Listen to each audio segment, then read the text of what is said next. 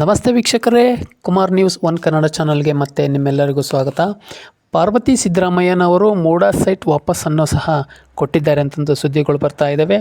ಇದು ಸಿ ಎಂಗೆ ವರವಾಗುತ್ತಾ ಅಥವಾ ಕಂಟಕವಾಗುತ್ತಾ ಅನ್ನೋದನ್ನ ನಾನು ನಿಮ್ಮ ಮುಂದೆ ಇಡ್ತಾ ಹೋಗ್ತೀನಿ ವೀಕ್ಷಕರೇ. ಅದಕ್ಕೂ ಮುಂಚೆ ನಮ್ಮ ಚಾನಲ್ನ ನೀವಿನ್ನೂ ಸಬ್ಸ್ಕ್ರೈಬ್ ಮಾಡಿಲ್ಲ ಅಂದರೆ ದಯವಿಟ್ಟು ಸಬ್ಸ್ಕ್ರೈಬ್ ಮಾಡ್ಕೊಳ್ಳಿ ಮತ್ತು ಬೆಲ್ ಬಟನ್ ಮೇಲೆ ಕ್ಲಿಕ್ ಮಾಡಿ.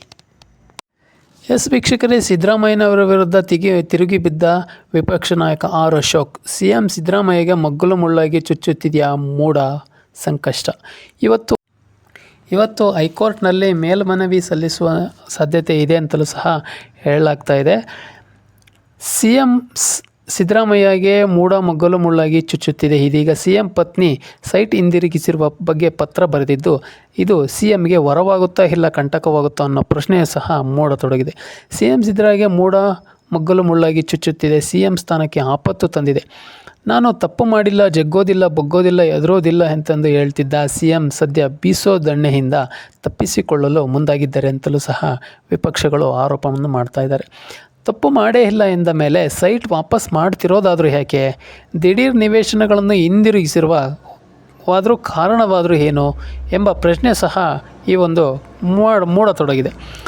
ಮೈಸೂರು ಲೋಕಾಯುಕ್ತ ತನಿಖೆಯ ನಡುವೆಯೂ ಜಾರಿ ನಿರ್ದೇಶನಾಲಯದ ECR ದಾಖಲಿಸಿಕೊಂಡಿರುವ ಸಿದ್ದರಾಮಯ್ಯರಿಗೆ ನಿದ್ದೆಗೆಡಿಸಿದೆ ಅಂತಲೂ ಸಹ ಹೇಳಲಾಗ್ತಾ ಇದೆ.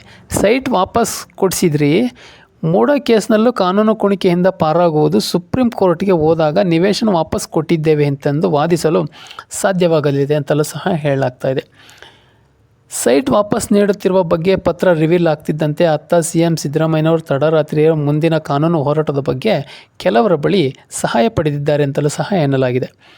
ತಡರಾತ್ರಿ ಖಾಸಗಿ ಹೋಟೆಲ್ನಲ್ಲಿ ಸಿ ಎಂ ಸಿದ್ದರಾಮಯ್ಯನವರು ಭೈರತಿ ಸುರೇಶ್ ಮತ್ತು AS ಪೊನ್ನಣ್ಣ ಜೊತೆ ಮಹತ್ವದ ಸಭೆಯನ್ನು ಸಹ ನಡೆಸಿದ್ದಾರೆ ಅಂತಲೂ ಸಹ ಹೇಳಲಾಗಿದೆ. ಸಿ ಎಂ ಸಿದ್ದರಾಮಯ್ಯನವರು ಪತ್ನಿ ಪಾರ್ವತಿ ಅವರು ಮೂಡಾ ಸೈಟ್ ಹಿಂಪಡೆಯುತ್ತೇನೆ ಎಂದಿರುವುದರಿಂದ ವಿಪಕ್ಷಗಳಿಗೆ ದೊಡ್ಡ ಅಸ್ತ್ರವೇ ಸಿಕ್ಕಂತಾಗಿದೆ ಅಂತಲೂ ಸಹ ಗೊತ್ತಾಗ್ತಾ ಇದೆ. ಸೈಟ್ ವಾಪಸ್ ನೀಡುವ ಮೂಲಕ ಜನತಾ ನ್ಯಾಯಾಲಯದ ಮುಂದೆ ಸಿದ್ದರಾಮಯ್ಯನವರು ತಪ್ಪು ಒಪ್ಪಿಕೊಂಡಂತಾಗಿದೆ ಎಂದು ವಿಪಕ್ಷ ನಾಯಕ ಆರ್ ಅಶೋಕ್ ಸಹ ಒಂದು ವಾಗ್ದಾಳಿಯನ್ನು ಸಹ ನಡೆಸಿದ್ದಾರೆ. ಮೂಡಾ ಕೇಸ್ ಇನ್ನೂ ಜಾಸ್ತಿ ಆಗುತ್ತದೆ, ತಪ್ಪು ಮಾಡೇ ಇಲ್ಲ ಎಂದರೆ ವಾಪಸ್ ಯಾಕೆ ಕೊಟ್ರಿ? ಈಗ ವಾಪಸ್ ಕೊಟ್ಟ ಮೇಲೆ ಇಡೀ ಕರ್ನಾಟಕದ ಜನರಿಗೆ ಸಿ ಎಂ ತಪ್ಪು ಮಾಡಿದ್ದಾರೆ ಎಂದು ಅನಿಸುತ್ತದೆ. ಜನತಾ ನ್ಯಾಯಾಲಯದ ಮುಂದೆ ವಾಪಸ್ ಕೊಟ್ಟು ತಪ್ಪಾಗಿದೆ ಎಂದು ಒಪ್ಪಿಕೊಂಡಂತೆ ಆಯಿತು ಅಂತಂದು ವಿಪಕ್ಷ ನಾಯಕ ಆರ್ ಅಶೋಕ್ ಸಹ ಒಂದು ವಾಗ್ದಾಳಿಯನ್ನು ನಡೆಸಿದ್ದಾರೆ. ಇನ್ನು ಸಿ ಎಂ ಪತ್ನಿ ಪತ್ರದಲ್ಲಿ ಬೆನ್ನಲ್ಲೇ BJP ರಾಜ್ಯಾಧ್ಯಕ್ಷ BY ವಿಜೇಂದ್ರ ಸಿ ಎಂ ವಿರುದ್ಧ ಕಿಡಿಕಾರಿದ್ದಾರೆ. ಕೆಟ್ಟ ಮೇಲೆ ಬುದ್ಧಿ ಬಂತು ಎಂಬ ಗಾದೆ ಮಾತು ಮುಖ್ಯಮಂತ್ರಿಗಳಿಗೆ ಅನ್ವಯಿಸುತ್ತಿದೆ. ರಾಜೀನಾಮೆಯೊಂದೇ ನಿಮಗೆ ಉಳಿದಿರುವ ದಾರಿ ಎಂದು ಕುಟುಕಿದ್ದಾರೆ. ಮೂಡಾ ಭೂ ಸುಳಿಯಲ್ಲಿ ಸಿಲುಕಿರುವ ಸಿ ಎಂ ವಿರುದ್ಧ ಕಾನೂನು ಹಿಡಿತ ಬಿಗಿಯಾಗ್ತಿದ್ದಂತೆ ಬೀಸೋ ದೊಣ್ಣೆಯಿಂದ ತಪ್ಪಿಸಿಕೊಳ್ಳಲು ಸಿ ಎಂ ಮುಂದಾಗಿದ್ದಾರೆ.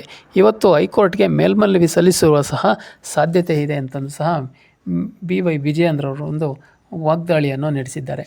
ಆದರೆ ಮೂಡಾ ಸುಳಿಯಿಂದ ಸಿದ್ದರಾಮಯ್ಯನವರು ಹೇಗೆ ಒಂದು ಕಾನೂನು ಕುಣಿಕೆಯಿಂದ ಒಂದು ತಪ್ಪಿಸಿಕೊಳ್ಳುವ ದಾರಿಯನ್ನು ಸಹ ಹುಡುಕ್ತಾ ಇದ್ದಾರೆ ಅಂತ ಹೇಳ್ಬೋದು.